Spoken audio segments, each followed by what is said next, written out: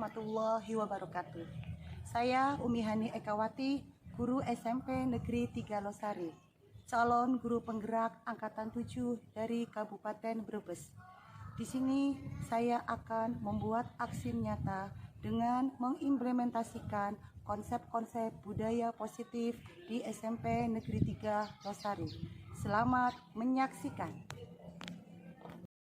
Bapak, sebelumnya minta maaf, saya mau minta izin untuk mengadakan pembahasan dengan rekan-rekan guru mengenai budaya positif. Ya, saya izinkan dulu. Semoga sukses dan lancar. Terus.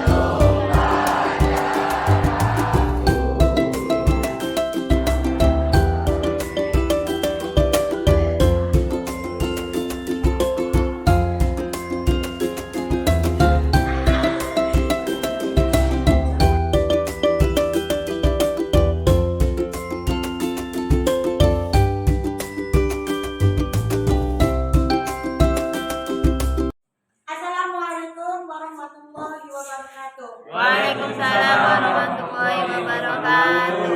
Terima kasih atas kehadiran Bapak Ibu yang sudah datang ke sini dalam rangka pengibasan budaya positif, yaitu untuk tugas program CGP Angkatan 7 Kabupaten Brebes. Di sini saya akan menjelaskan mengenai budaya positif yang harus dilaksanakan oleh guru di sekolah. Next. Sebelum saya menjelaskan mengenai tujuan pengimbasan, ada beberapa hal yang akan saya sampaikan. Yang pertama, setelah saya menyampaikan materi, nanti Bapak Ibu dimohon untuk memberikan pertanyaan kepada saya berkaitan dengan budaya positif. Itu memahami konsep budaya positif yang di dalamnya terdapat disiplin positif dan nilai-nilai kebajikan universal, teori motivasi, hukuman dan penghargaan, restitusi, keyakinan kelas, kebutuhan dasar manusia, 5 posisi kontrol, dan segitiga restitusi. Next. Topik dalam pengimbasan itu sama seperti yang tadi saya jelaskan dalam tujuan pengimbasan, yaitu ada 6, dari disiplin positif sampai segitiga restitusi. Next. Makna disiplin. Disiplin itu berasal dari bahasa Latin, yaitu disciplina, yang artinya belajar. Makna asal dari kata ini berkonotasi dengan disiplin diri dari murid-murid, menurut Socrates dan Plato. Disiplin diri membuat orang menggali potensinya menuju sebuah tujuan, apa yang dia hargai. Namun, dalam budaya kita, makna kata disiplin telah berubah menjadi sesuatu yang dilakukan seseorang pada orang lain untuk mendapatkan kepatuhan. Kecenderungan umum adalah menghubungkan kata disiplin dengan ketidaknyamanan. Biasanya orang itu menghubungkan, kalau ada disiplin pasti ada hukuman, pasti ada sanksi. Itu biasanya image yang terdapat dalam dari kita ya, dari manusia. Bukan dengan apa yang kita hargai atau pencapaian sesuatu tujuan mulia. Next. Bersifat universal, bersifat sama. Ya. Nilai kebajikan adalah sifat-sifat positif manusia yang merupakan tujuan mulia yang ingin dicapai setiap individu. Nilai-nilai tersebut bersifat universal dan lintas bahasa, suku bangsa, agama maupun latar belakang. Setiap perilaku atau perbuatan memiliki suatu tujuan. Menurut Glasser pada teori Potlot 1984. Dengan mengaitkan nilai kebajikan yang diyakini ini seseorang, maka motivasi intrinsiknya akan terbangun hingga menggerakkan motivasi dari dalam untuk mencapai tujuan mulia yang diinginkan menurut Daniel Gosen. Nilai-nilai kebajikan yang ingin dicapai oleh setiap anak Indonesia kita kenal dengan profil pelajar Pancasila. Nah, kebetulan sekolah kita yaitu menggunakan kurikulum Merdeka kelas 7 sudah ada yaitu P3 profil pelajar Pancasila. Dalam P3 ini sudah ada nilai-nilai kebajikannya. Di antaranya ada beriman bertakwa kepada Tuhan Yang Maha Esa, mandiri, bernalar kritis, berkebinekaan global, bergotong royong, dan kreatif. Ini merupakan salah satu contoh dari nilai-nilai kebajikan yang bersifat universal. Next. Pembelajaran yang kedua yaitu teori motivasi, hukuman dan penghargaan, serta restitusi. Teori motivasi perilaku manusia. Yang pertama, biasanya motivasi itu tumbuh atau timbul itu pertama karena untuk menghindari kenyamanan atau hukuman. Biasanya contoh, siswa itu tidak terlambat. Karena apa? Karena menghindari hukuman supaya saya tidak dihukum. Itu biasanya motivasi yang timbul dari diri mereka. Nah, ini termasuk dari motivasi eksternal, ya, karena masih merasa takut kalau dia tidak disiplin maka dia akan dihukum. Yang kedua, yaitu untuk mendapatkan imbalan dari orang lain atau mendapatkan penghargaan. Saya mau pengen berangkat pagi-pagi di situ supaya mendapat pujian, mendapat penghargaan dari ibunya atau dari temannya. Nah, ini juga termasuk motivasi eksternal. Motivasi eksternal inilah yang harus kita hindari. Nah, yang paling utama adalah untuk menghargai diri sendiri.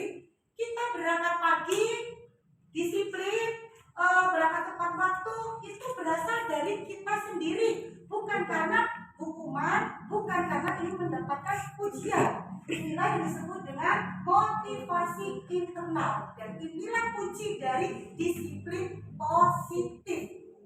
Ya, berasal dari diri kita. Kalau diri kita tidak punya kemauan, tidak punya keinginan untuk mengubah, maka percuma. Ya, begitu pula dengan murid kita, dengan anak-anak kita. Next.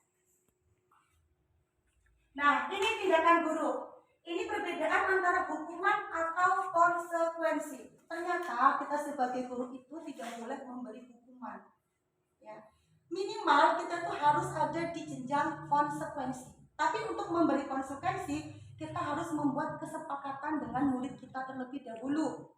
Ya, ini contoh. Misalkan ada guru yang tidak mengerjakan tugas, anaknya disuruh mencatat 100 kali tugas tersebut. Itu termasuk dalam hukuman. Karena apa? Karena tidak sesuai. Kenapa kok tidak mengumpulkan tugas harus menyalin sampai 100 kali? Yang kedua, dari lingkaran basket lari kenapa di sekolah? Kenapa kok hukuman? Karena tidak sesuai mata pelajaran. Kita bedakan dengan yang nomor ini, yang konsekuensi. Lari mengelilingi lapangan basket 2 kali karena telah 10 menit. Kalau ini kan sesuai dengan bapernya ya, PJOK.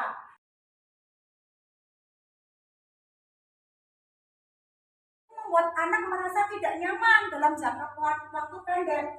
Iya, pada waktu kita memberikan konsekuensi kepada anak, mungkin anak tersebut akan malu, merasa tidak nyaman. Tapi itu jangka waktunya pendek karena dia akan menyadarinya kembali. Yang ketiga, anak membenci kedisiplinan. Ya, kalau dihukum kamu terlambat, kamu push up, keliling lapangan beberapa kali, maka dia akan timbul benci. Saya disiplin aja dihukum, ngapain disiplin? Akhirnya dia akan timbul rasa malas untuk disiplin. Untuk konsekuensi, anak menghargai disiplin, akan lebih menghargai disiplin. Karena apa? Karena tadi sudah ada kesepakatan, misalkan masuk kelas terlambat 10 menit. Kenapa terlambat?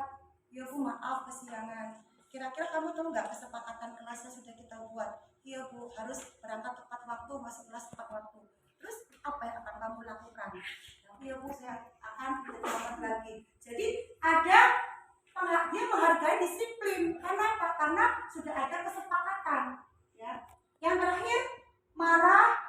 Anak yang dihukum itu akan merasa marah,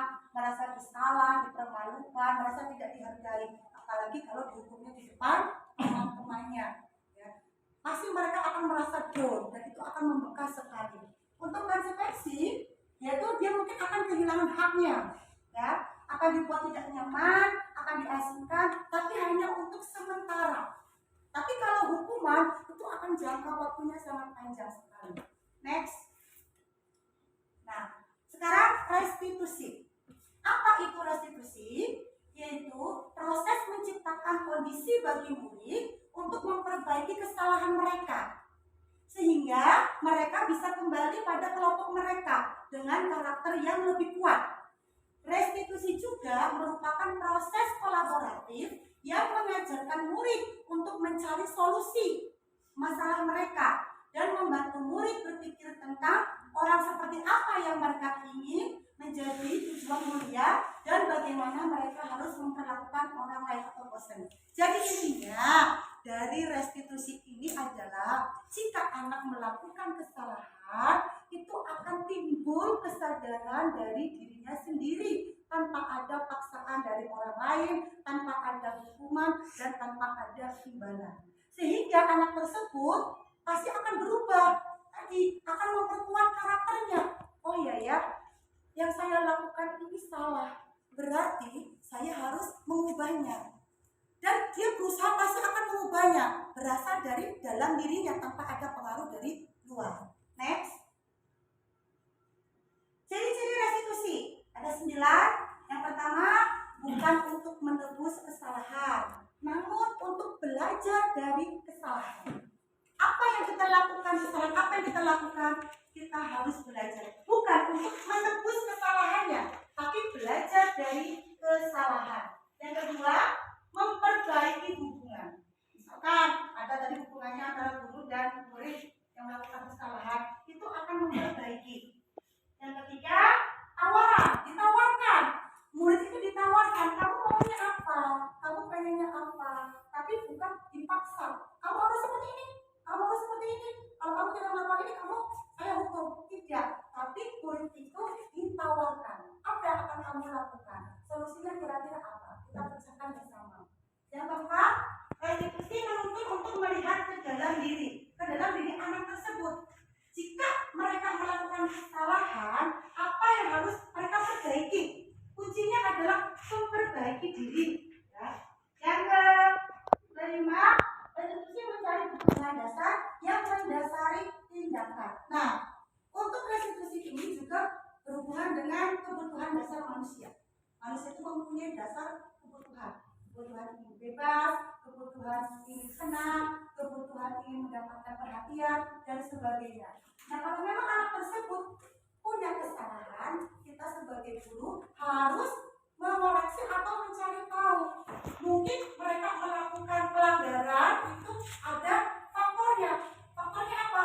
Bisa dilihat dari kebutuhan dasarnya. Mungkin salah satu kebutuhan dasar mereka tidak terpenuhi sehingga mereka melakukan pelanggaran. Yang keenam, restitusi diri adalah cara yang paling terbaik. Jadi yang paling terbaik dalam menangani sebuah masalah atau sebuah kasus adalah restitusi. Yang ketujuh, restitusi itu berfokus pada karakter anak, bukan pada tindakannya, tapi pada karakternya. Yang kedelapan, restitusi fokus pada solusi, jadi harus ada pemecahan masalah. Kita cari bareng-bareng dengan anak tersebut, kira-kira permasalahannya apa, kemudian dicari solusinya bareng-bareng. Yang kesembilan, restitusi mengembalikan murid yang berbuat salah pada kelompoknya. Yang tadinya mereka melakukan salah, mungkin tadi dipermalukan di depan umum, pastikan dia punya rasa minder, rasa tidak percaya diri. Nah, kita kembalikan supaya dia punya semangat lagi, supaya anak tersebut punya kemauan lagi, motivasi lagi, dan akhirnya bisa kembali ke kelompok. Next. Yang ketiga, keyakinan kelas. Mengapa tidak peraturan saja? Kenapa sih kok namanya keyakinan kelas, bukan peraturan? Nah, untuk keyakinan kelas ini diusahakan atau diupayakan dibuat pada awal semester. Nah, saya berharap Bapak Ibu sudah membuat keyakinan keyakinan kelas semua pada saat minggu kemarin masuk kelas. Kenapa? Keyakinan kelas ini sangat penting sekali supaya pembelajaran itu berjalan dengan baik. Tanpa ada keyakinan kelas, pasti banyak siswa atau murid-murid kita yang melakukan pelanggaran. Tetapi kalau kita membuat keyakinan kelas terlebih dahulu, mereka akan punya, oh iya ya, ada keyakinan kelas yang sudah kita sepakati dan konsekuensinya apa kalau mereka melanggar peraturan atau melanggar keyakinan kelas. Tadi, mengapa tidak peraturan saja? Mengapa kok harus keyakinan kelas? Yang pertama, mengapa kita memiliki peraturan harus menggunakan helm dan menggunakan kendaraan roda dua? Itu peraturan, ya. Kenapa kok dalam di waktu kita menjalankan sepeda motor pergi kemana-mana harus menggunakan helm? Atau mengapa kita memiliki peraturan menggunakan 3M, menggunakan masker, mencuci tangan dan menjaga jarak? Dan yang ketiga, kenapa kok sekolah itu harus ada peraturannya tepat waktu, ya, pada saat mengikuti pelatihan atau pada saat datang ke sekolah. Dari ketiga ini biasanya kalau peraturan itu berhubungan dengan hukuman, ya, dengan sanksi, sehingga kita tidak boleh sih, sehingga kita sebaiknya menggunakan kata atau pernyataan keyakinan kelas, bukan peraturan. Untuk mendukung motivasi intrinsik, kembali ke nilai-nilai atau keyakinan lebih menggerakkan seseorang dibandingkan mengikuti serangkaian peraturan-peraturan. Nah, anak itu akan lebih akan lebih paham atau akan lebih patuh kalau berkaitan dengan nilai-nilai keyakinan. Ini loh nilai-nilai keyakinan yang harus kalian ambil, daripada kalau kita peraturan, ini peraturan, mereka akan merasa terbebani. Tapi kalau keyakinan tidak akan terbebani. Kenapa? Karena itu dibuat bersama-sama, dibuat bareng. Konsekuensinya pun dibuat bareng. Ya, monggo Bapak Ibu, apakah teman-teman melakukan keyakinan kelas dan membuat harusnya pertama awal pembelajaran sampai saat itu harus dibuat keyakinan kelas terlebih dahulu. Next, tadi di awal saya sudah menyinggung tentang kebutuhan dasar manusia. Manusia itu pasti mempunyai rasa ingin menguasai sesuatu, ya kan? Ingin bebas, ingin senang, ingin diberikan kasih sayang. Contoh, kesenangan. Mungkin ada murid yang jahil, setiap pembelajaran ditarik-tarik ujungnya, atau mungkin dicepet-cepet. Kenapa kok anak itu melakukan hal tersebut? Oh, berarti kebutuhan dasar akan kesenangannya di rumah mungkin kurang, sehingga dia mencari di sekolah. Ataupun misalkan penguasaan, ada yang menguasai kayak, ayo kamu harus ikut dengan saya, ayah sok jadi preman, sok jadi ketua. Kenapa kok mereka melakukan hal seperti itu? Karena mungkin di rumah mereka kurang akan diberikan penguasaan oleh orang tuanya, atau mungkin kasih sayang, ya, kasih sayang di rumah kasih sayangnya kurang, atau mungkin maaf dia anak broken home sehingga kasih sayangnya kurang, mereka mencari kasih sayang sama guru, sama temennya, sehingga mungkin ada murid yang caper. Itu berarti mereka kurang, ya, tidak diberikan kebutuhan dasarnya di rumah, sehingga dia mencari di sekolahan. Itulah yang harus kita cari. Kenapa kok mereka melakukan pelanggaran? Kenapa kok mereka melakukan hal-hal yang bertentangan dengan kesepakatan? Kita lihat dulu kebutuhan dasar mereka. Mungkin ada kebutuhan dasar yang tidak terpenuhi oleh mereka saat di rumah. Next, 5 posisi kontrol. Ya, ini ada 5 posisi kontrol, Bapak Ibu. Ini ada 5 posisi kontrol. Saya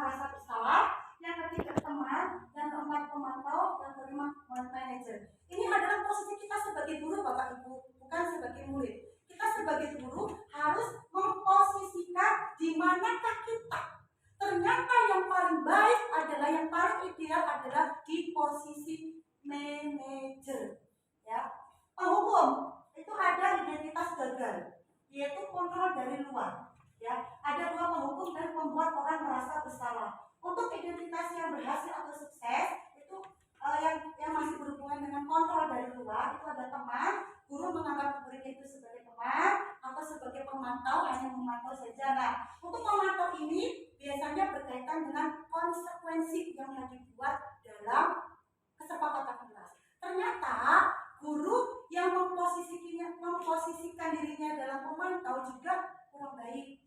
Yang lebih baik adalah manajer.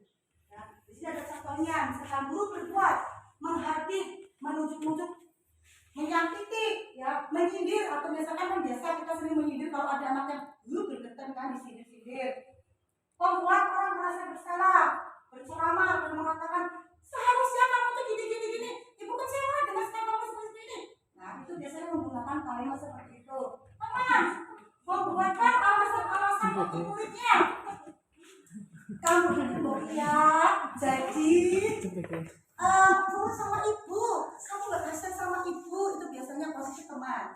Yang keempat, memantau, menghitung atau mengukur, biasanya tadi berkaitan dengan konsekuensi. Kalau kalian melakukan kesalahan, pelanggaran, pasti ada konsekuensinya. Yang ke manajer yaitu mengajukan pertanyaan-pertanyaan. Nah, inilah yang harus kita lakukan, yaitu mengajukan pertanyaan-pertanyaan. Kenapa kamu terlambat? Kenapa kamu tidak memakai topi? Kenapa kamu memakai sepatu warna putih? Ini digali. Mungkin kenapa mereka melakukan pelanggaran? Karena tadi kebutuhan dasar hidupnya tidak terpenuhi, sehingga mereka melakukan pelanggaran. Nah, ini sudah ada dapat bagi murid ya semuanya ini. Terus next, pernyataan. Saya kecewa sekali dengan kamu. Ini untuk posisi membuat orang merasa bersalah.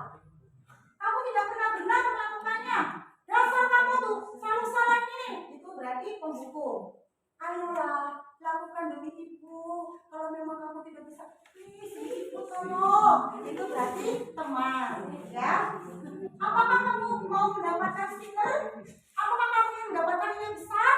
Ibu akan memberi nilai 9 kalau kamu mengerjakan tugas. Itu masuk dalam pemantau, ya. Dan manajer menggunakan pertanyaan. Bagaimana kamu bisa menyelesaikan masalah ini? Apa yang akan kamu lakukan? Kita giring ke dalam pertanyaan-pertanyaan yang bermakna. Next. Yang ketiga, yang keenam, segitiga restitusi. Segitiga restitusi, ya. Ini sangat bagus sekali, Bapak Ibu, untuk diterapkan untuk posisi manajer. Jadi kalau Bapak Ibu ingin memposisikan diri Bapak Ibu ke dalam posisi manajer, maka terapkanlah segitiga restitusi. Kalau menerapkan ini, kita sudah berhasil. Memang ini bertahap Ibu, Bapak Ibu, tidak bisa langsung, nggak bisa, ada prosesnya. Tapi mending selama ini yang saya ajarkan ternyata memang ada perubahan. Dan tadinya saya marah-marah, saya maki-maki, saya terapkan menggunakan segitiga restitusi, benar-benar 80 derajat berubah mereka. Contoh kemarin di kelas 9, pertama saya ngajar hampir 8 terlambat, 8 siswa. Kemudian setelah saya menggunakan segitiga restitusi, paginya saya kaget sekali, semua sudah duduk rapi, berangkat semua. Saya kebetulan jam 4 awal, dan itu sudah berlaku 2 pertemuan. Mereka punya kesadaran. Saya ajak untuk melakukan segitiga restitusi dengan menggunakan tadi posisi manajer dengan membuat pertanyaan-pertanyaan. Yang pertama ada menstabilkan identitas, validasi kebutuhan, dan menanyakan keyakinan. Teks. Ini penjelasannya untuk menstabilkan identitas, yaitu membuat anak yang merasa gagal karena berbuat salah menjadi positif terhadap dirinya. Yang tadinya anak salah, itu dia tidak terpuruk lagi, tapi timbul rasa positif, semangat. Oh iya, ternyata guru kok tidak memarahi saya lagi seperti dulu, ternyata kok guru malah memberikan solusi yang baik kepada saya, sehingga akan timbul dalam dirinya. Biasanya guru akan berkata seperti ini, Bapak Ibu, berbuat salah itu hal yang biasa, ya, sudah manusiawi. Tidak ada manusia yang sempurna. Bapak Ibu juga pernah berbuat apa yang pernah kamu lakukan. Jadi kita flashback ke diri kita dulu waktu kita sekolah, Bapak Ibu. Nah, Gunakan pertanyaan seperti ini. Next. Yang kedua yaitu validasi kebutuhan. Kita harus tadi mengetahui kebutuhan apa kira-kira yang tidak terpenuhi oleh mereka sehingga mereka tidak melanggar peraturan. Yaitu membantu murid mengenali kebutuhan dasarnya yang diinginkan. Biasanya guru akan berkata, kamu bisa saja kan melakukannya dulu, tapi kamu tidak melakukannya kan? Misalkan nih ada orang bolos atau maaf yang kejadian kemarin di kelas 9 jam, kamu bisa saja melakukan hal yang lebih buruk, tapi kenapa kamu tidak melakukannya? Kita kirim ke pertanyaan-pertanyaan seperti itu. Atau mungkin yang ketiga, apa yang penting bagi kamu sih? Menurut kamu tuh apa yang penting buat diri kamu? Ini namanya validasi kebutuhan. Kita kirim anak tersebut ke dirinya, kebutuhan mereka, agar mereka tuh sadar apa yang mereka lakukan itu tidak baik. Next. Menanyakan keyakinan. Anak melihat kesalahannya dihubungkan dengan nilai-nilai yang mendasari manusia, berinteraksi dengan orang lain. Nah ini kita hubungkan dengan keyakinan yang kita buat, kita hubungkan dengan nilai-nilai. Contoh, biasanya Bapak Ibu harus tanyakan kepada para murid, yaitu apa nilai yang kita percaya di kelas atau di sekolah kita. Kita hubungkan, makanya tadi harus dibuat kesepakatan terlebih dahulu. Kalau tidak dibuat kesepakatan terlebih dahulu, murid akan tidak terima. Saya nggak pernah buat itu kok Pak, kenapa Bapak menghukum saya? Tapi kalau sudah dibuat kesepakatan, mereka juga akan sadar dengan kalau mereka telah melanggar nilai-nilai yang sudah ada dalam kesepakatan. Next. Nah Bapak Ibu, inilah video penerapan segitiga restitusi yang sudah saya terapkan pada siswa kelas 9G yang bernama Cantika. Kebetulan waktu itu anaknya tidak mengumpulkan tugas selama 3 kali. Terus saya ajak, saya berikan pertanyaan-pertanyaan menggunakan segitiga restitusi dan alhamdulillah ada perubahan pada anak tersebut. Nah Bapak Ibu, tadi dari awal sampai akhir sudah saya paparkan mengenai budaya positif yang ada 6 dari teori motivasi, dari kebutuhan dasar manusia, posisi 5 kontrol, terus dan segitiga restitusi. Monggo Bapak Ibu, apabila ada pertanyaan yang belum jelas dari pemaparan saya, silakan untuk bertanya. Ya, Ibu Diri Satya Ningsih. Terima kasih. Assalamualaikum warahmatullahi wabarakatuh. Waalaikumsalam warahmatullahi wabarakatuh. Dari yang telah disampaikan tadi, ada 2 pertanyaan. Yang pertama, untuk masalah kenakalan siswa. Kenakalan siswa tadi yang Ibu Hani sampaikan atau paparkan itu menurut saya secara pribadi ya Bu ya. Kalau misalnya secara umum, apakah bisa dengan cara seperti itu tadi? Itu yang pertama. Yang kedua, keyakinan kelas atau kesepakatan kelas. Apakah keyakinan kelas itu bisa diterapkan untuk keyakinan sekolah? Biar semua warga sekolah itu juga tidak merasa adanya terbebani dengan adanya aturan-aturan yang ada di sekolah. Sudah menanyakannya pada saya dan bagus sekali pertanyaannya. Yang pertama, kalau misalkan anak-anak tersebut melakukan kenakalan remaja secara umum banyak ya, tidak hanya individu, apakah segitiga restitusi ini bisa diterapkan? Bisa sekali. Karena apa? Segitiga restitusi ini diutamakan yaitu untuk memecahkan suatu masalah, memecahkan suatu kasus yang terdapat di sekolah, baik itu individu ataupun secara umum, secara kelompok ya, secara kelompok itu bisa diselesaikan. Tapi dengan syarat kita harus bisa memposisikan diri kita dalam posisi manajer. Kita gali, kenapa kok mereka melakukan pelanggaran? Dan kita kirim dengan pertanyaan-pertanyaan yang bermakna. Sehingga itu mereka tidak merasa terbebani, tidak merasa takut. Dan mereka akhirnya enjoy. Karena apa? Kita bareng-bareng menyelesaikan atau mencari solusi yang tepat untuk permasalahan mereka. Bagaimana Ibu Dewi? Berarti di sekolah atau BK ya. Apakah harus lewat BK atau kita pribadi? Karena itu umum. Kalau umum, karena kita ada BK, maka kita serahkan dulu, kan ada tahap-tahapan ya. Ada dari wali kelas dulu. Kalau wali kelas misalkan tidak bisa, maka kita serahkan ke BK.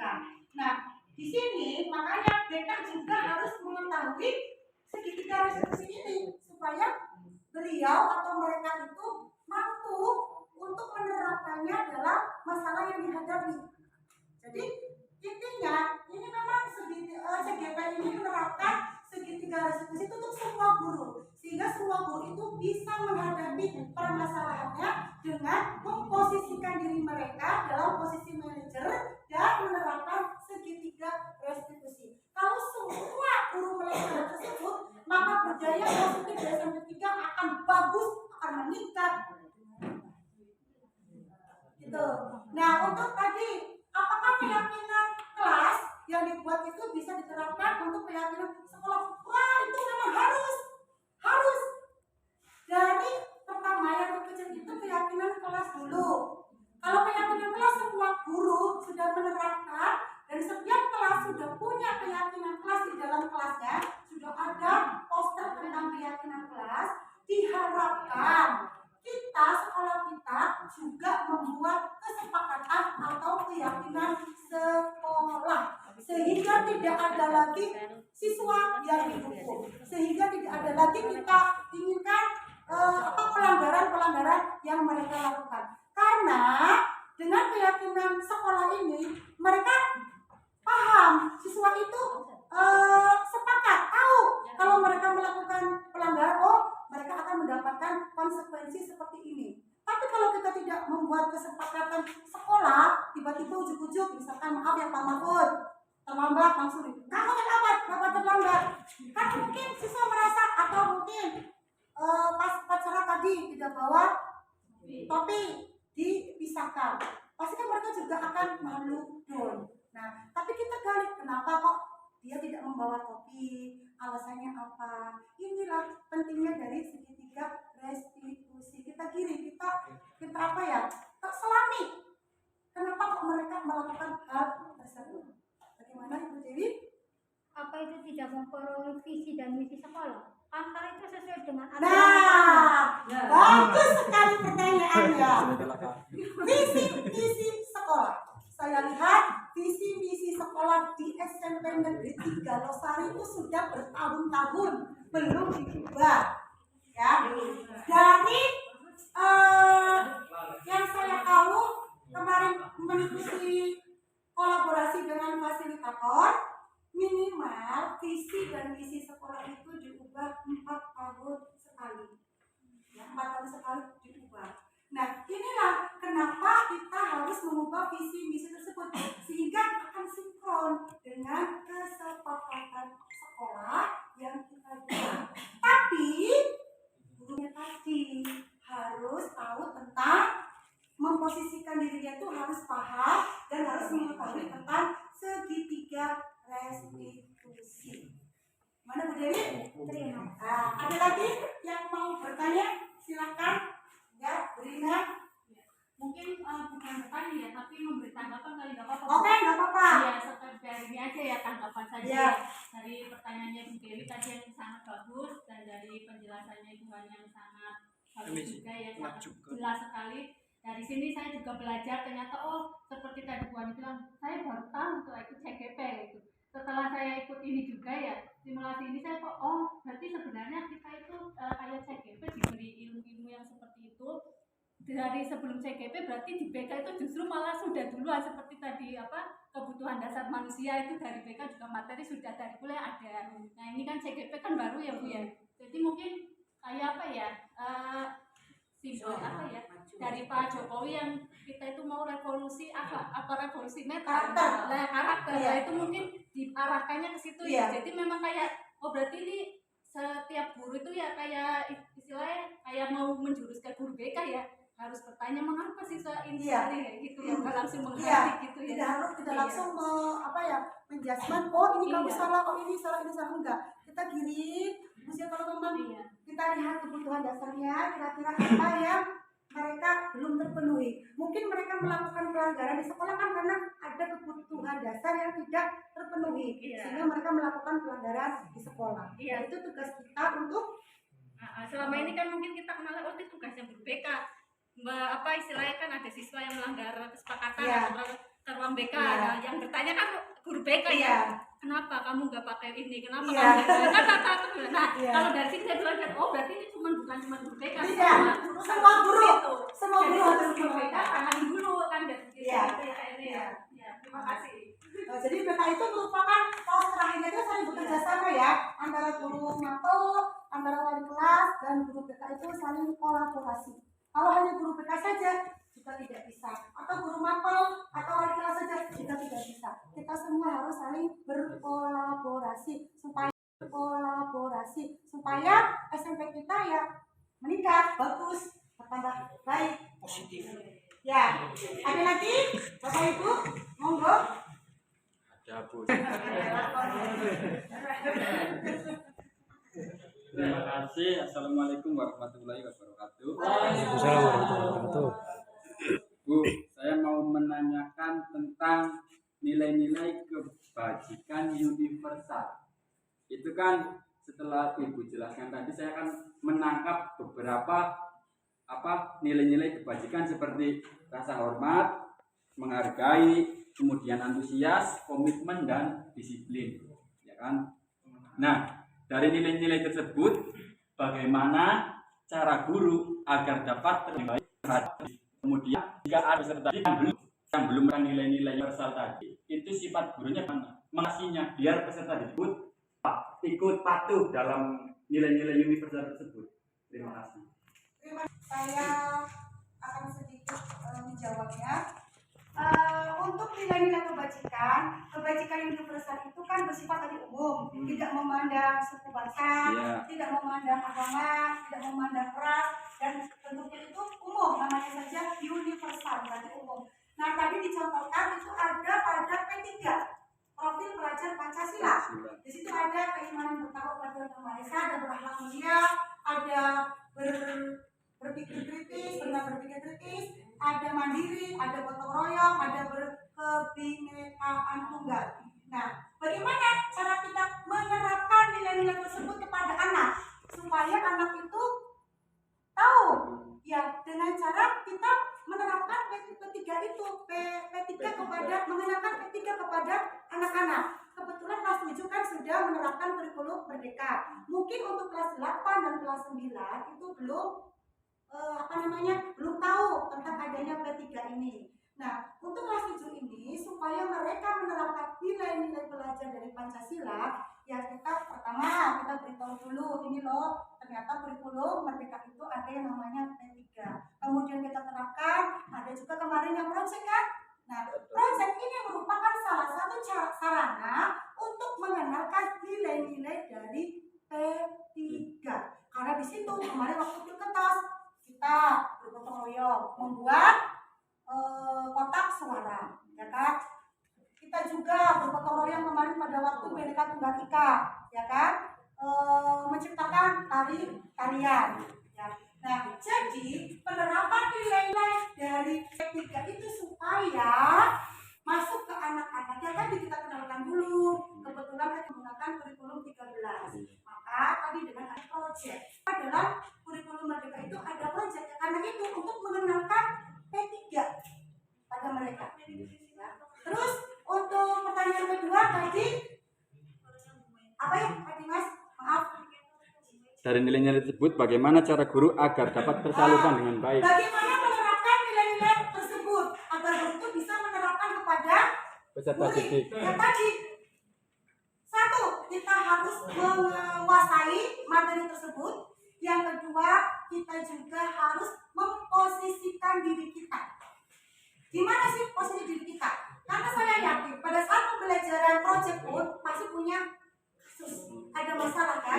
Pada saat mereka bekerja sama membuat kotak suara, pada saat mereka bekerja sama menggunting kartu suara, pasti ada di antara siswa itu yang bermasalah, yang jelek. Nah, itu tugas kita. Maka kita harus memposisikan kita itu di mana? Oh ya tadi, seperti manajer. Kita harus tahu kenapa kok ini ribut terus, yang lainnya mau menggunting kok ini tidak mau menggunting. Tidak secara langsung kita itu menerapkan nilai-nilai P3. Itu Pak Dimas. Bagaimana Pak Dimas? Iya, berarti intinya kita harus menjadi manajer. Ya, betul. Kita sebagai guru harus menempatkan diri kita sebagai manajer. Jangan sebagai penghukum, jangan sebagai pembuat merasa bersalah. Teman juga tidak boleh, apalagi sama murid-muridnya itu tidak boleh. Ya. Jadi minimal itu adalah pemantau. Minimal itu pemantau. Tapi yang paling utama adalah yaitu posisi kita sebagai manajer dengan menerapkan segitiga restitusi dalam setiap menyelesaikan permasalahan yang dialami oleh siswa. Ya. Ada lagi, Bapak Ibu, monggo. ID jelas? Bu Guru. Ya, silakan. Assalamualaikum warahmatullahi wabarakatuh. Waalaikumsalam warahmatullahi wabarakatuh. Tadi ada contoh tentang hukuman kalau guru olahraga itu menghukum lari-lari boleh karena guru olahraga. Berarti guru yang lain juga kalau menghukum harus boleh disesuaikan dengan pelajaran. Misal bahasa Indonesia, kalau menulis kalimat 100 kali itu kan sudah ada hubungannya dengan bahasa Indonesia. Ada lagi, misal guru matematika menghitung angka akan memindahkan batu di situ satu truk, ada 5 murid. Coba dihitung batu itu di berapa dari sana tempat itu ke depan musola, itu kan berarti menghitung. Apakah yang seperti itu boleh? Terima kasih. Terima kasih sekali pertanyaan dari Pak Asman. Kita tolong lakukan slide yang berhubungan dengan tadi.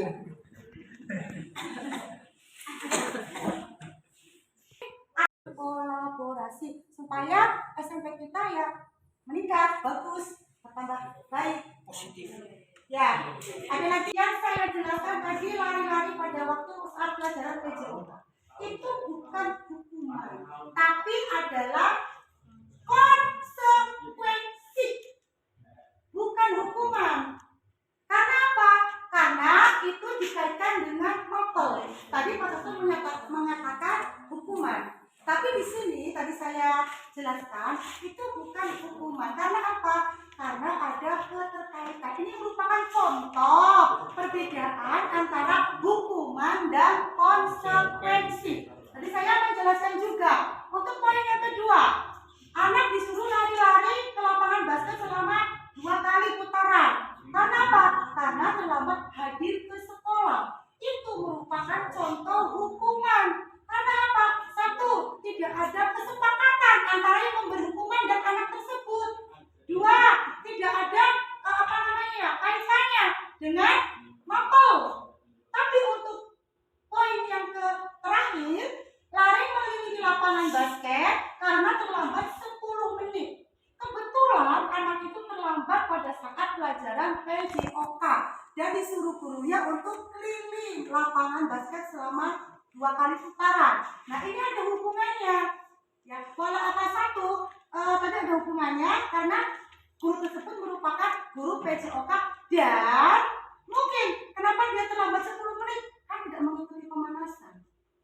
Nah, guru PJOK boleh kamu silakan lari-lari mengelilingi lapangan, tapi itu kan bisa digunakan untuk sebagai pemanasan anak itu juga karena tadi terlambat tidak mengikuti pemanasan. Mungkin guru ini sudah melakukan kesepakatan sebelum mengajar sehingga anak tersebut melakukannya. Itu bukan hukuman, itu namanya konsekuensi. Kalau tadi Pak Tasmat bilang kalau bahasa Indonesia kan boleh menuliskan 1000 kata ini. Saya tanya, ada kesepakatannya belum? Ya, sudah ada kesepakatannya belum antara yang dihukum, antara yang pelanggar dan kita sebagai guru? Kalau tidak ada kesepakatan, itu berarti namanya hukuman. Karena apa? Anak tersebut akan, ya Allah, kok kali aja Pak, 10 kali aja. Karena mereka merasa terbebani. Itu namanya hukuman. Ya, bagaimana prosesnya? Kalau begitu yang tadinya hukuman diubah menjadi konsekuensi. Ya. Artinya dibuat konsekuensi. Kesepakatan dulu Oh, iya. Pak. Yang tiga itu Iya. kita harus ada kesepakatan. Kita jangan begitu atas sama langsung tek tek tek tek, tidak. Jangan. Berarti dibuat dulu kesepakatan Iya. yang tadinya hukuman Iya. supaya jadi Konsekuensi. Dan kita lihat juga tadi kebutuhan dasar mereka.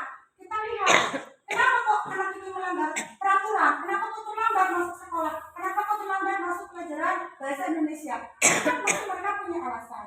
Itu kita hubungkan dengan tadi 5 kebutuhan dasar mereka. Mungkin ada kebutuhan yang tidak terpenuhi sehingga mereka melakukan pelanggaran. Yang paling utama adalah kesepakatan itu dulu. Jangan langsung kita mengatakan kamu salah, ini salah kamu, ini suruh mengerjakan ini, tidak. Tapi itu harus ada kesepakatan dan kemudian kita tanyakan, kita buat pertanyaan-pertanyaan. Jadi yang lebih bagus adalah daripada hukuman, menurut dosen itu kita lebih bagus menggunakan konsekuensi. Karena dari konsekuensi itu antara yang dihukum dan kita itu punya kesepakatan. Dia tahu. Jadi kalau misalkan kamu salah, Pak, ya Bu, salah, saya salah. Dia sadar karena sudah melanggar kesepakatan. Begitu Bapak Ismail. Oke. Terima kasih. Ada lagi? Ya. Silakan Bapak mau. Mungkin melanjutkan pertanyaan dari Dewi. Karena sifat umum ya. Iya. Kalau di kelas kan mungkin dikendalikan oleh satu guru begitu cukup ya. Kalau di kelas, Iya. umpama kita kasusnya anak-anak itu di lapangan. Contoh nyata ketika upacara, banyak anak-anak itu suka berbicara sendiri. Padahal posisi upacara harus hikmat dan lain-lain. Tapi anak banyak berbicara sendiri. Nah, itu cara penanganannya yang secara luas, secara banyak itu bagaimana? Itu tadi harus ada kolaborasi Bapak. Bapak tidak bisa menjalankan itu sendirian. Harus ada kolaborasi dengan guru lain, contoh dengan wali kelas. Harus ada kolaborasi. Kalau Bapak melakukan itu sendiri yang nggak bisa, Bapak capek. Ya, Bapak nggak kuat. Maka harus ada kolaborasi. Kuat saya. Wali kelas. Ya. Ya, harus ada apa namanya ya? Perkataan, omongan, diskusi. Ya tadi supaya anak itu tidak ngomong ya harus timbul kesadaran dari diri mereka. Oh, yang saya lakukan itu salah, makanya harus ada kesepakatan sekolah. Karena itu secara umum untuk semua kelas, semua sekolah. Kayak memakai sepatu warna hitam kan itu kesepakatan sekolah bukan kelas. Kayak ada kenapa tuh memakai topi itu kan kesepakatan sekolah. Maka dibuatlah kesepakatan sekolah terlebih dahulu dari guru, dari kepala sekolah, dari semua pemangku jabatan. Supaya nanti mereka timbul kesadaran dan saling berkoordinasi, berkolaborasi. Jangan Bapak sendiri, yang capek Bapak. Berarti dengan kata lain, saya harus menggerakkan kepala sekolah dulu. Ya itu, kenapa kita pemerintah mencanangkan CGP itu guru-gurunya supaya ikut CGP? Karena banyak sekali manfaatnya Bapak Ibu. Banyak sekali manfaatnya yang tadinya saya tidak tahu menjadi tahu. Dan akhirnya saya tidak sabar, sedikit sabar menghadapi anak-anak. Karena banyak sekali guru yang tidak sabar.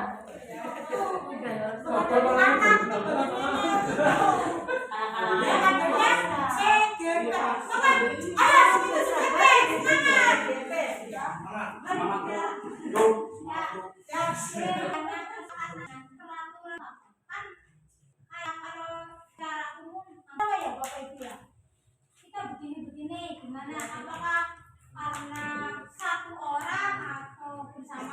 Nah, tadi sudah dijelaskan ya. Slide ada. Kenapa bukan peraturan? Kenapa bukan kesepakatan? Karena kalau peraturan itu biasanya berhubungan dengan Hukuman. berhubungan dengan sanksi. Sedangkan kita tidak boleh menjadi dalam posisi penghukum. Maka kita lihat kata-katanya menjadi kesepakatan. Karena kesepakatan itu biasanya berhubungan dengan nilai-nilai kebajikan. Tapi kalau peraturan itu biasanya berhubungan dengan aturan harus ditaati.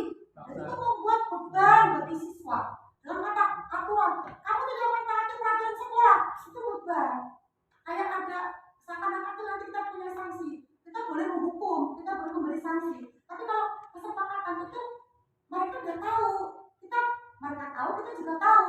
Jadi kalau mereka melakukan kesalahan atau pelanggaran, ya mereka harus menerima konsekuensinya. Itu. Bagaimana Bapak Ibu? Yang saya jelaskan tadi lari-lari pada Mungkin kalau peraturan atau kesepakatan mungkin murid dengan guru. Kalau peraturan kan kita sendiri yang buat, ya. Kalau tapi peraturan enggak yang buat itu kita, ya. Kita sendiri, maksudnya tuh mungkin yang kepala sekolah, ya kayak pejabat yang lain, kan kesepakatan kan murid dilibatkan. Libatkan. Kalau peraturan Aturan itu murid dilibatkan itu berbeda kan. Kalau ketentuan kan tidak. Coba selama Ibu Dewi menjadi guru, apakah dilibatkan dalam membuat peraturan? Tidak. Apakah siswanya juga dilibatkan dalam membuat peraturan? Tidak. Tapi kalau kesepakatan itu siswanya tahu. Jadi kalau mereka melakukan pelanggaran, mereka tahu konsekuensinya. Keseluruhannya. Nah itulah. Jadi seumpama kita sudah masalah kesepakatan, kemudian anak-anak tahu kesepakatan tersebut nanti harusnya seperti apa. Tetapi kemudian anaknya mengulang kembali, karena memang ya di sini kan banyak anak yang seperti itu. Ya. Terus nanti ada tindak lanjutnya. Nah, Dan bagus apa? sekali pertanyaannya. Bapak Ibu, dalam menerapkan sesuatu hal yang baru itu kan tidak instan ya. Pasti kan ada proses. Kita tunggu prosesnya. Ya, tidak mungkin kita langsung menerapkan kesepakatan blok langsung murid-murid kita mengikuti. Mungkin kalau masuk ke hati mereka, mereka mengikutinya, mereka mentaatinya. Tapi kalau ada beberapa murid yang menganggapnya itu apa gitu, mereka tidak mentaati. Itu proses Bapak. Jadi memang waktu kita menerapkan segitiga restitusi dan memposisikan diri kita pada posisi manajer itu membutuhkan waktu. Tidak langsung instan berhasil, tidak Bapak. Tapi kita berproses. Yang penting kita berusaha, kita memposisikan diri kita pada posisi manajer dan menerapkan segitiga restitusi pada saat menghadapi masalah. Itu Bapak. Ya. Ya. Bagaimana Bapak Ibu? Oh,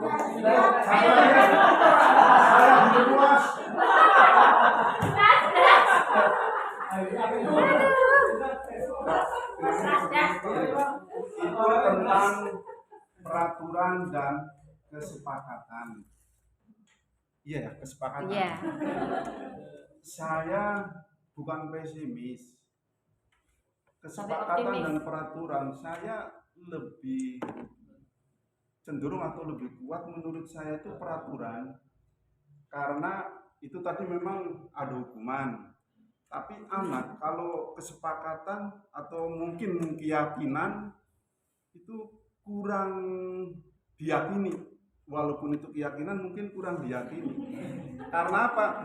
Seperti tidak ada kepatuhan, tidak ada disiplin, atau gampangannya tidak ada hukuman sebetulnya, walaupun hukumannya itu ya tidak boleh misalnya. Nah dari situ maka kemungkinan anak itu akan sering melanggar karena apa itu tadi tidak ada hukuman. Iya. Nah, atau mungkin yang tadinya itu apa peraturan ada hukuman, kira-kira peraturan tapi jangan ada hukumannya. Nah, diubah. Nah, terus di samping itu, kalau kita buat sepakatan dengan kelas, sementara di sekolah itu sudah ada peraturan, itu nanti bagaimana dengan kolaborasinya, klop atau tidaknya dengan antara peraturan dan apa tadi kesepakatan. Peraturan 20 anak 20 hari tidak masuk misalnya dikeluarkan. Kesepakatan, nah ini beda lagi misalnya. Nah ini nanti developkannya seperti apa? Monggo seperti apa Bapak Ibu? Ya, terima kasih atas pertanyaan dari Pak Casmat. Tadi dibilang menurut Pak Casmat itu lebih bagus peraturan daripada kesepakatan. Tadi di awal sudah saya jelaskan bahwa peraturan itu biasanya kalau anak diberi hukuman, dia tidak punya kesadaran dalam diri. Nah, dengan adanya kesepakatan ini dan menggunakan segitiga resi dalam menangani sebuah masalah, itu anak itu akan belajar dari kesalahannya. Oh, saya melakukan ini tuh salah, sehingga mungkin sedikit demi sedikit anak ini akan berpikir apa yang mereka lakukan itu salah dan akan mengubah perilakunya. Itu yang diharapkan dengan adanya kesepakatan dengan posisi manajer dan segitiga restitusi. Itu diharapkan seperti itu Pak Casman. Ya, dengan adanya kesepakatan. Nah, kalau tadi misalkan kita buat kesepakatan di kelas, tapi ternyata di sekolah adanya peraturan. Seperti tadi saya bilang, antara guru dan kepala sekolah itu harus berkolaborasi, membuat kesepakatan, diubah visi misinya. Seperti tadi Bu Dewi bilang, visi misi diubah dan yang tadinya peraturan sekolah juga diubah menjadi kesepakatan sekolah. Dan bagaimana nanti anak-anaknya itu berproses Bapak? Ada prosesnya. Kita melakukan suatu perubahan itu tidak mungkin pasti ada pro dan kontra ya, itu pasti. Dan tidak mungkin langsung dalam waktu singkat. Itu mempunyai proses. Makanya kita di sini sebagai guru harus tahu bagaimana memposisikan diri kita. Ya, dan harus tahu bagaimana mengetahui kok anak-anak tersebut melakukan pelanggaran. Tadi kita lihat, kita hubungkan dengan 5 kebutuhan dasar yang mereka miliki. Begitu Bapak Casman. Siap, semoga berhasil. Semoga. Terima kasih Bapak Ibu, saya ucapkan atas atas perhatian Bapak Ibu dan atas kehadiran Bapak Ibu sudah menghadiri pembebasan saya dalam rangka untuk tugas CBP Angkatan 7 yaitu budaya positif. Saya ucapkan terima kasih. Biar pada ya. Wassalamualaikum warahmatullahi wabarakatuh.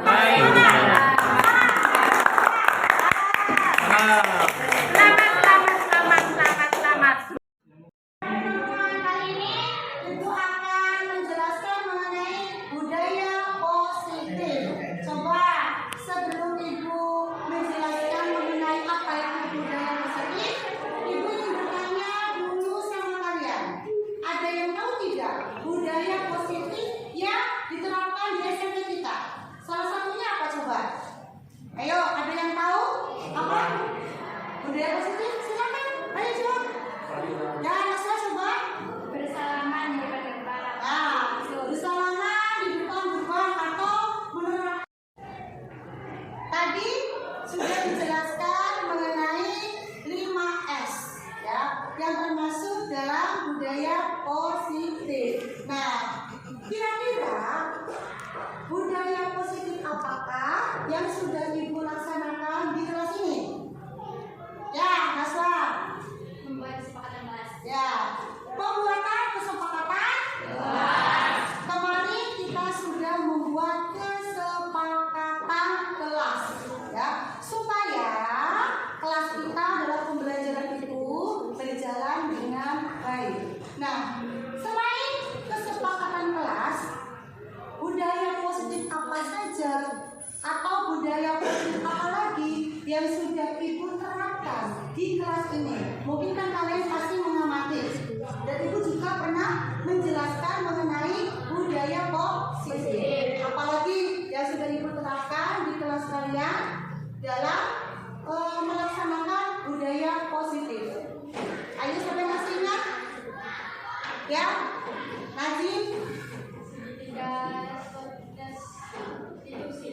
Ya, menjalankan segitiga restitusi. Nah, pada saat menjalankan segitiga restitusi ini itu untuk menangani sebuah kasus. Ya, untuk menangani sebuah kasus. Apabila kalian itu ada masalah, mempunyai permasalahan, entah kalian itu terlambat masuk kelas atau kalian tidak mengerjakan tugas, itu bisa digunakan dalam menggunakan segitiga restitusi. Dan kemarin juga sudah kita praktekkan pada salah satu teman kalian. Nah, kemarin kita sudah menjelaskan atau sudah membuat kesepakatan kelas. Kira-kira apa sih manfaat dari kesepakatan kelas tersebut untuk kalian? dibuat tadi apa? Supaya pembelajaran itu berjalan dengan lancar. Kita buat kesepakatannya. Kesepakatannya itu berkaitan dengan kalian. Kalian membuat, kalian juga nanti yang melaksanakan. Sehingga jika ada di antara kalian yang melanggar kesepakatan tersebut, kalian tahu dan ada konsekuensinya. Ya, begitu pula dengan segitiga restitusi. Tadi sudah Ibu jelaskan di muka bahwa segitiga restitusi itu digunakan untuk menangani sebuah kasus. Jika kalian mempunyai masalah, jika kalian mempunyai persoalan, maka kalian boleh ngomong sama ibu, boleh berbicara sama ibu, sehingga kita dapat menyelesaikan dan dapat mencari solusi yang tepat untuk menyelesaikan permasalahan yang kalian hadapi. Nah, tindak lanjut ke depannya apa sih Bu? Dengan adanya budaya positif ini, diharapkan dengan adanya kesepakatan kelas ini, pembelajaran berjalan dengan baik, kalian juga nyaman, aman dalam melaksanakan pembelajaran, dan juga ibu lebih konsisten lagi dalam menggunakan segitiga restitusi untuk menangani sebuah kasus. Paham anak-anak? Tadi itu sedikit informasi mengenai budaya positif yang sudah ibu laksanakan di kelas. Yaitu satu tadi apa? Kesepakatan. Dua, menerapkan segitiga restitusi dalam menangani sebuah kasus. Ibu ucapkan terima kasih atas perhatian kalian. Semoga kita dapat menjalankan budaya positif di sekolah kita dengan baik. Untuk ini, wassalamualaikum warahmatullahi wabarakatuh. Waalaikumsalam warahmatullahi wabarakatuh.